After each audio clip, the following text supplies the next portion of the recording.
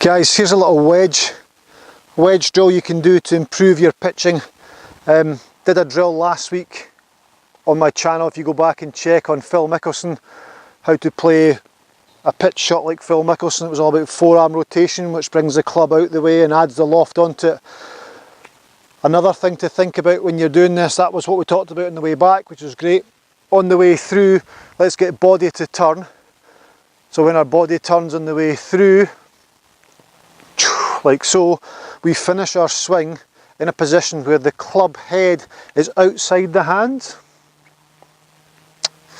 Interesting.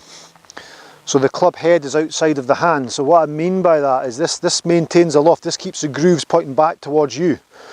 So you play your shot, you get yourself set up. As we did before, we talked about the right arm rotating round. Then we come back through, we turn the body so the club head is on a different line than my hands. So it's not gone past my hands this way. I don't know if you can see that very well on the camera. Let me just check this. So I would follow through, back, through, stop there. So you can see now that my club, let me just grab a cane. Try and explain this in a way that's understandable. So back, through. So my club in relation to my feet, my club head's in this line and my hands are on this line. So my club's outside my hands, which has left the grooves pointing back towards me. I don't want to play this shot and turn over.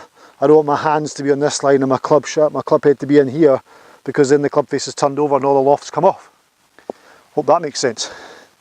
So this is maintaining the loft through and after impact, so it's pre-post impact, pre and post impact. So I'm going to go back with the rotation of my right forearm, then come through, and my body has to turn for this. If it's just hands and arms and the club's going left, so my body has to turn and leave the club head outside the line of my hands.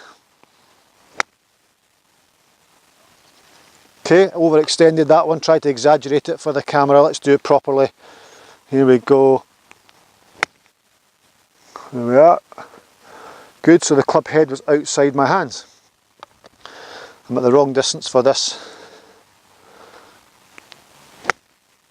Here we go. Good, club head outside my hands.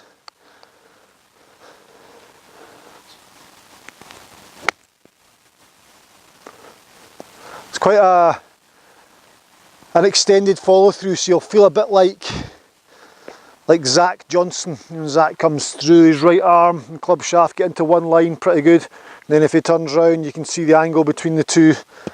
This is what we're trying to get to here. So Zach would be like so. And he's got it working. Club head outside hands. Grooves continue pointing back towards him, and you can really extend through towards your target. There we go, reduced follow through, grooves point back towards me, which maintains the loft on the club shaft, on the club face. Give it a go, it's just another way to try wedges. There's no right way or wrong way, really. There's fundamentals to adhere to, of course, alignment, grip, blah blah blah, all that chat. But when you play golf, it's all about finding out new things, and this is what Zach Johnson's done. That's how Phil Mickelson takes it back, that's how Zach extends through. But that way you'll get a lot more spin. There's no manipulation of the hands there, so it's all body rotation on the way through. So we're not trying to flick it up with the hands. There's nothing to help it up apart from the loft on the club and the rotation of your body.